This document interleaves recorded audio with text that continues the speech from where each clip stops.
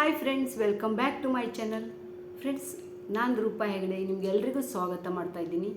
Friends, ಇವತ್ತಿನ ನನ್ನ topic life is A unpredictable.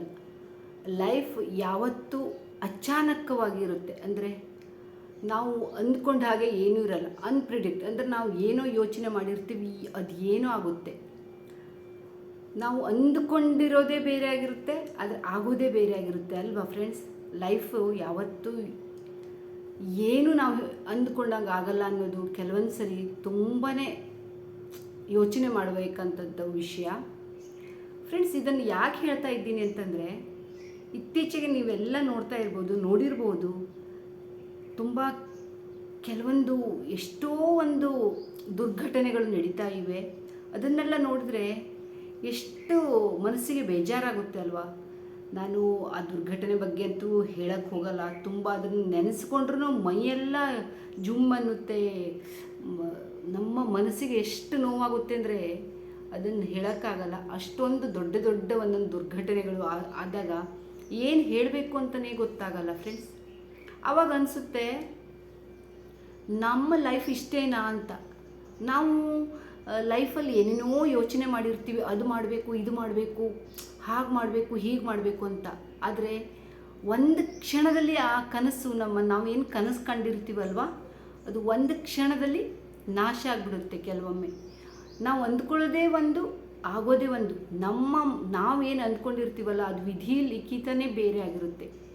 ನಾವು ಕೆಲವೊಂದು ಸರಿ ನಾವು ಅಂದ್ಕೋತೀವಿ ನಾಳೆಗಾಗಿ ಅಂತ. ಇವತ್ತಿನ ಪ್ಲ್ಯಾನ್ ಬಿಟ್ಟು ನಾಳೆನ ಪ್ಲ್ಯಾನ್ ಮಾಡ್ತೀವಿ. ನಾವು ಭವಿಷ್ಯದ ಪ್ಲ್ಯಾನ್ ಭಾಳ ಮಾಡ್ತೀವಿ, ಆದರೆ ಇವತ್ತಿನದ್ದು ಮರ್ತು ಬಿಡ್ತೀವಿ. ಅಂದರೆ ಫ್ಯೂಚರ್ ಪ್ಲ್ಯಾನ್ ಮಾಡಲಿಕ್ಕೆ ಹೋಗಿ ಪ್ರೆಸೆಂಟನ್ನು ಮರ್ತೇ ಬಿಡ್ತೀವಿ. ಆದರೆ ಪ್ರೆಸೆಂಟಲ್ಲಿ ನಾವು ಹೇಗೆ ಜೀವನ ಮಾಡಬೇಕು ಅನ್ನೋದೇ ಒಂದು ಈ ನನ್ನ ಮಾತಿನ ಅರ್ಥ. ಇವತ್ತಿನ ದಿನ ನಾವು ಚೆನ್ನಾಗಿರೋಣ ಫ್ರೆಂಡ್ಸ್. ನಾಳೆದು ಯಾರಿಗೆ ಗೊತ್ತು, ನಾಳೆ ಏನಾಗುತ್ತೆ ಅನ್ನೋದು ಯಾರಿಗೆ ಗೊತ್ತು. ನಾಳೆ ಹೋಗಲಿ, ಇವತ್ತಿನ ಕ್ಷಣವನ್ನು ನಾವು ಆನಂದದಿಂದ ಜೀವನ ಮಾಡಬೇಕು. ಇವತ್ತು ಈಗಿದ್ದೀವಿ ಅನ್ನೋದನ್ನು ಇನ್ನೊಂದು ಗಂಟೆಯಲ್ಲಿ ನಾವು ಏನಾಗ್ತೀವಿ, ಏನಾಗುತ್ತೆ ಅನ್ನೋದು ಯಾರಿಗೂ ಗೊತ್ತಿರಲ್ಲ. ಲೈಫ್ ಈಸ್ ಎ ಅನ್ಪ್ರೆಡಿಕ್ಟಬಲ್ ಅಂದರೆ ಯಾರಿಗೂ ಏನು ಗೊತ್ತೇ ಇರಲ್ಲ ಮುಂದೆ ಏನಾಗ್ಬೋದು ಅಂತ. ಅದಕ್ಕೆ ನಾವು ನಾಳೆ ನಾವು ಅದು ಮಾಡಬೇಕು, ಇದು ಮಾಡಬೇಕು, ನಾಳೆ ನಿಜ ಎಲ್ಲರೂ ಭವಿಷ್ಯದ ಬಗ್ಗೆ ಕನಸು ಕಂಡಿರ್ತೀವಿ, ಭವಿಷ್ಯದ ಬಗ್ಗೆ ಯೋಚನೆ ಮಾಡಲೇಬೇಕು. ನಾಳೆ ಏನಾಗುತ್ತೆ, ನಾಳೆ ಏನು ಮಾಡಬೇಕು, ನಾಳೆ ನಮಗೆ ಒಳ್ಳೇದಾಗಬೇಕು ಅಂತ ನಾವು ಫ್ಯೂಚರ್ ಪ್ಲ್ಯಾನಿಂಗ್ ಮಾಡೋದು ಸಹಜ. ಅದು ಎಲ್ಲ ಮನುಷ್ಯರು ಮಾಡ್ತೀವಿ. ಆದರೆ ಅಷ್ಟು ನಾವು ಏನು ಯೋಚನೆ ಮಾಡಿರ್ತೀವಲ್ಲ, ಅದರಷ್ಟನ್ನೇ ನಾವು ಇವತ್ತಿನ ಬಗ್ಗೆನೂ ಯೋಚನೆ ಮಾಡಬೇಕು ಫ್ರೆಂಡ್ಸ್. ಕೆಲವೊಂದು ಸರಿ ಅಲ್ವಾ, ತುಂಬ ಕೆಲವೊಂದು ಘಟನೆನ ಸದ್ಯದಲ್ಲಿ ಆಗಿದ್ದೆಲ್ಲ ನೋಡಿದರೆ ಅಯ್ಯಪ್ಪ, ಮನುಷ್ಯನ ಜೀವನ ಇಷ್ಟೇನಾ ಅಂತ ಅನಿಸುತ್ತೆ. ನಮ್ಮ ಜೀವನ ಇಷ್ಟೇನಾ? ಏನೂ ಇಲ್ಲ. ನೀರ ಮೇಲಿನ ಗುಳ್ಳೆ ಥರ ನಮ್ಮದು ಲೈಫು. ನೀರ ಮೇಲಿನ ಗುಳ್ಳೆ ಅಂದರೆ ಹೇಗೆ? ಗುಳ್ಳೆ ಬರುತ್ತೆ, ಒಂದು ಕ್ಷಣದಲ್ಲಿ ಒಡೆದೋಗುತ್ತೆ. ಹಾಗೆ ಅಲ್ವಾ, ನೀರಿನ ಮೇಲಿನ ಗುಳ್ಳೆ ಥರ ನಮ್ಮ ಲೈಫು. ಆದರೆ ಆ ಗುಳ್ಳೆನೂ ಚಂದ, ಮನುಷ್ಯರನ್ನ ಅಂದರೆ ನೋಡೋರನ್ನ ಎಷ್ಟು ಖುಷಿ ಪಡಿಸುತ್ತೆ ನೋಡಿ. ಆ ಗುಳ್ಳೆ ನೋಡಿದರೆ ಏನೋ ಒಂದು ಖುಷಿ ನಮಗೆ ಅನಿಸುತ್ತೆ. ನೀರಲ್ಲಿರೋ ಗುಳ್ಳೆ ನೋಡಿದಾಗ ನಮಗೆ ಖುಷಿ. ಹಾಗೆ ನಾವು ನಮ್ಮ ಸುತ್ತಮುತ್ತಲಿರೋರನ್ನೆಲ್ಲರನ್ನೂ ಆದಷ್ಟು ಖುಷಿಯಿಂದ ಇಡೋಕೆ ನೋಡೋಣ. ನಾವು ಖುಷಿಯಾಗಿರೋಣ.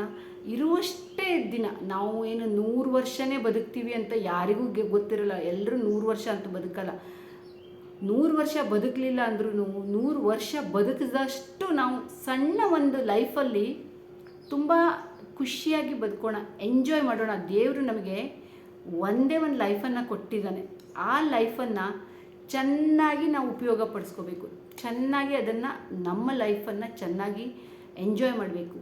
ಈ ಬಂದಿರೋ ಒಂದು ಲೈಫು, ಅದನ್ನು ನಮಗಾಗಿ ನಾವು ನೋಡ್ಕೋಬೇಕು. ನಮಗಾಗಿ ಇಟ್ಕೊಂಡು ತುಂಬ ಖುಷಿಯಾಗಿ ನಾವು ಅದ್ರ ಸಲುವಾಗಿ ಎಷ್ಟು ಬೇರೆಯವ್ರಿಗೆ ಹೆಲ್ಪ್ ಮಾಡಬೇಕು, ಏನಾದರೂ ಒಂದು ಒಳ್ಳೆಯ ಕೆಲಸನ ಮಾಡಬೇಕು.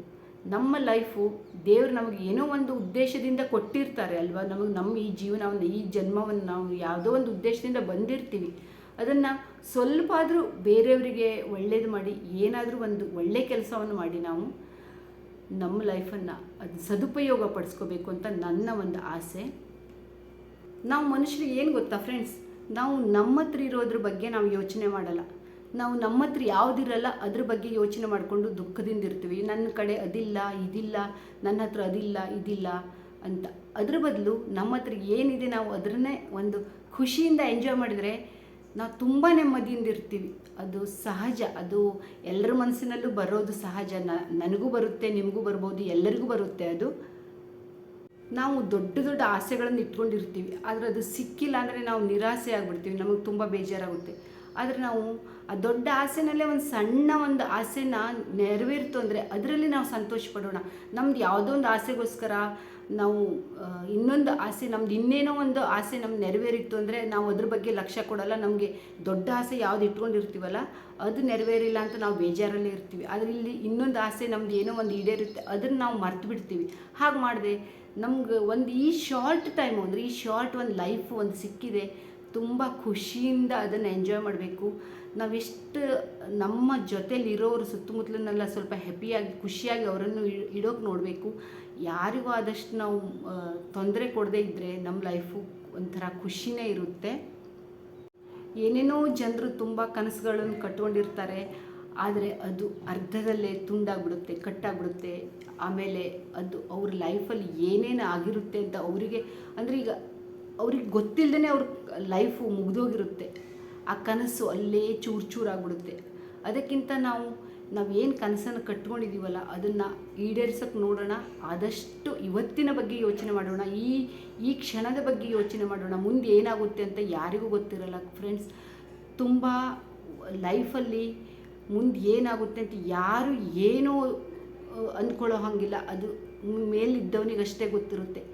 ನಾವು ಏನು ಪ್ಲ್ಯಾನ್ ಮಾಡ್ತೀವೋ ಅದೆಲ್ಲ ಏನು ನಮ್ಮ ಕೈಯಲ್ಲಿರಲ್ಲ. ಎಲ್ಲ ಮೇಲಿರೋ ಒಬ್ಬರು ದೇವರು ಅನ್ನೋನು, ಅವನೇ ಬರೆದಿರ್ತಾನೆ ನಮ್ಮ ಲೈಫಲ್ಲಿ ಏನಾಗಬೇಕು ಅಂತ. ಅದನ್ನೇ ನಾವು ಪಾಲಿಸ್ಕೊಂಡು ಹೋಗ್ತೀವಿ ಅಷ್ಟೇ. ಅದು ನಮ್ಮ ನಿಮಿತ್ತ ನಾವು ಮಾಡ್ತೀವಿ, ದೇವರೇನು ನಮ್ಮ ಹತ್ರ ಮಾಡಿಸಿರೋದನ್ನು. ಅದಕ್ಕೆ ನಾನೇನು ತುಂಬ ಏನು ಹೇಳೋಕ್ಕೆ ನನಗಷ್ಟೊಂದು ಗೊತ್ತಿಲ್ಲ. ನನಗೆ ಗೊತ್ತಿರೋದನ್ನು ಹೇಳ್ತಾ ಇದ್ದೀನಿ. ಕೆಲವೊಂದು ಸರಿ ಘಟನೆಗಳು ಆಗಿರೋದೆಲ್ಲ ನೋಡಿದರೆ ಭಾಳ ಅಂದರೆ ಭಾಳ ಬೇಜಾರಾಗುತ್ತೆ. ಇಷ್ಟೇನಾ ನಮ್ಮ ಲೈಫು ಅಂತ ಅನಿಸುತ್ತೆ. ಈ ನಮ್ಮ ಸುತ್ತಮುತ್ತಲು ಆಗಿರೋ ಸ್ಟೋರಿನ ಕೇಳಿದರೆ, ಒಂದೊಂದು ಘಟನೆ ನೋಡಿದರೆ ಕೇಳಿದರೆ ಜೀವ ಹಿಂಡ್ದಂಗೆ ಆಗುತ್ತೆ ಫ್ರೆಂಡ್ಸ್. ಅದನ್ನು ನಾನು ಹೇಳೋಕ್ಕೆ ಇಷ್ಟಪಡಲ್ಲ. ಈ ನನ್ನ ಒಂದು ಮಾತು ಹೇಗೆ ಅನ್ನಿಸ್ತು ಅಂತ ಹೇಳಿ. ಇಷ್ಟ ಆದರೆ ಲೈಕ್ ಮಾಡಿ, ಕಾಮೆಂಟ್ ಮಾಡಿ, ಸಬ್ಸ್ಕ್ರೈಬ್ ಮಾಡ್ಕೊಂಡು ನೋಡಿ. Thank you friends. ಮತ್ತೆ ಸಿಗೋಣ ಇನ್ನೊಂದು ವಿಡಿಯೋದೊಂದಿಗೆ. ಹೇಗೆ ಅನ್ನಿಸ್ತು ಅಂತ ಹೇಳಿ. ಇಲ್ಲಿಗೆ ಈ ವಿಡಿಯೋನ ಎಂಡ್ ಮಾಡ್ತೀನಿ.